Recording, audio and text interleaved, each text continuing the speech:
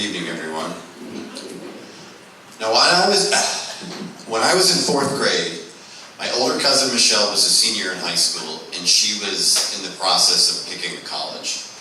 And I followed that process, and I thought, I can't wait to pick a college. And I didn't mean that I actually wanted to go to college the next year because I was 9. But I was really enamored of the idea that after 18 years of being told what to do and where to go, that I would have some autonomy. I could pick the city, and I could pick the school, and I found out that you could have class that didn't start first thing in the morning. I was really excited about this. And in fact, the next year in 5th grade, when it was time to pick a middle school, I pulled out a legal pad, I listed every middle school within driving distance of us, the pros and cons. My mom took me on at least 2 campus visits. I interrogated the principal and stared about too much homework. It was, I was ready to be 17 years old. So middle school went fine. I went to Frick right here in Oakland. There was just to write about the homework. Yeah, go Dolphins. And I was a good enough student, a B+ student. And then I got to Shenley High School that we see behind us. And the bottom fell out. And I initially had a very tough time. And a lot of you know, like Larry said, I did write the Shenley experiment. And in the book I write about the school's great history of tolerance and diversity, and all those things are true. But what's not in the book is me and my personal academic struggles. And I'm not really sure how to explain it, but the best I can do is that, I don't know if you've ever had the dream that you're back in high school and the teacher says, there's a really important exam, it's the end of the month, and it's going to be worth all the points that you need to pass this class. And you say to yourself, yeah, I'm going to buckle down, I'm going to study hard and be prepared for that exam. But then in the dream you blink, and the month is gone, you're in the exam, you're looking at the test paper, you don't recognize anything they're talking about. It's terrifying, right? That was my freshman year. Like every day, that's how things felt. And my sophomore year, and the first half of my junior year. I had a learning disability, and I didn't know it. I couldn't manage time, I couldn't concentrate, I couldn't retain what I heard and what I read. My parents were disappointed, but they were patient and supportive. My teachers were disappointed, but they were patient and supportive. One teacher in particular was not supportive.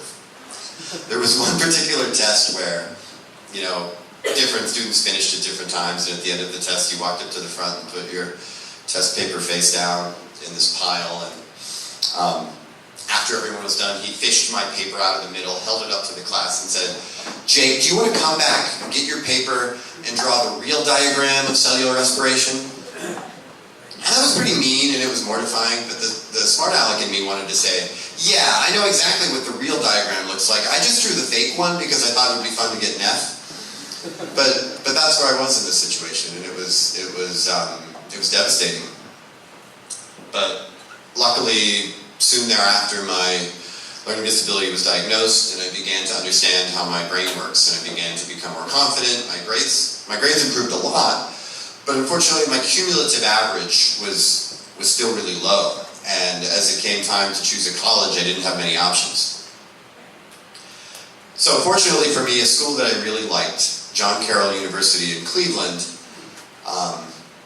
they seemed to be pretty understanding. I told them about my situation, and they said because they were a small liberal arts school, they were able to not just have to look at the GPA, they were able to look at the whole student, the evolution of your body of work, your activities, who you really were as a person. And I thought, that's great news, that feels really fair. And that's why it hurt so extra bad when I got their rejection letter a few months later. And I really pictured like all these staff members that I met who were so nice sitting around the table, like scrutinizing my darkest moments, and one of them pulls of course this is all imagined, but I know it happened, pulls my transcript close to his face and says, how did he get a D in chorus? And then the person next to him says, how did he get a D in food tech? And finally the president of the university walks in and says, what is food tech? It was just cooking. So that was really devastating. That was a low point. I thought I was going to get in, and that was the worst moment of my life until a week later when I got 5 rejection letters from 5 different schools on the same day. And that wasn't just hurtful, it was shocking. And it was shocking not because I thought I would get into them, but it's shocking because I never applied to those schools. My mom panicked and she filled out all these applications. She wanted me to have more options. I think think she thought she was doing me a favor, but it was just salt in the wound. It was a hard day. But I really liked John Carroll, and I just wasn't willing to let it go. I wasn't going to take no for an answer. And I found out that they had a policy that they would reconsider rejected applicants on May 1st after all the students who were accepted had either sent their deposit or not. If there were still a few spots left in the class, they would reconsider rejected students. And the other thing I found out was, I said, well, can I supplement my application, because I sent it in September, and they said sure. And I think they meant just send your next report card. But what I did was, every time I got an A on a test, I folded it up, I put it in an envelope, and I sent it to John Carroll. Sometimes I put a post-it note on the front that said, "See, I'm smart now." But I probably sent them 30 pieces of mail in 60 days, and my intent was twofold. One was to show them that I really was improving and I could do the work. But the other was to show them that I was a little bit nuts, and that they would remember my name, and that I imagined this file in their office that they couldn't close because it had, like, I don't know, probably something I made in kindergarten, and, you know, that everyone would know my name. Oh, that's the guy who really wants to go here. So finally May 1st arrives. I haven't gotten into any other schools. I called John Carroll. They said, yes, there are a few spots left in the class, but there are quite a number of people in your shoes who are asking to be reconsidered, so it'll take us a few days. So I called back in a few days. They say a few more days. I called back 4 times. 4 times I've been called to try to call back. Finally, I call. They say one day, we'll know by the end of the day. But it's May 15th. And in the academic calendar, that's like New Year's Eve. Everybody who had any designs on going to college that year has known where they're going to go. They probably know their roommate's life story. But I didn't. And, you know, Trump University was looking pretty good at that time. So 4 p.m., Tuesday, May 15th, I called the admissions office. They put me on hold for what felt like an hour. I'm sure it was 25 seconds. And the person doesn't even say hello. I just hear this jolly voice bellow, "Jake, I just signed your letter. Welcome to the class of 2005. Thank you. And I quit after that. No, and it felt good. It felt really good. It felt like I'd gotten into all of the colleges put together. It felt amazing. But the first thing to do was to tell my father. He'd been so supportive. He's a professor himself, and I knew he was still at work. It's 4 p.m., so I call his office. It rings once, it rings twice, it rings 3 times, and then I have this epiphany. I think, you know, this is the first time I've ever gotten into college, but what's the point of getting into college if you can't share the news in an unreasonably, unnecessarily dramatic way? So I knew we had baseball tickets that night. PNC Park was brand new. We hadn't been there yet, and I thought, what better way to share the news than inside this ballpark? We'll always remember that we were inside. It'll be our special place. And I still think that was a good plan, but the problem was I conceived of the plan exactly at the minute that my dad picked up the phone. And he sounds panicked, and he says, "Did you hear from John Carroll yet?" And I'm not a very good liar, but I just go for it. And I say, they said they need 1 more day. And something really strange happened, because my dad was very calm, very patient, very understanding. He exploded.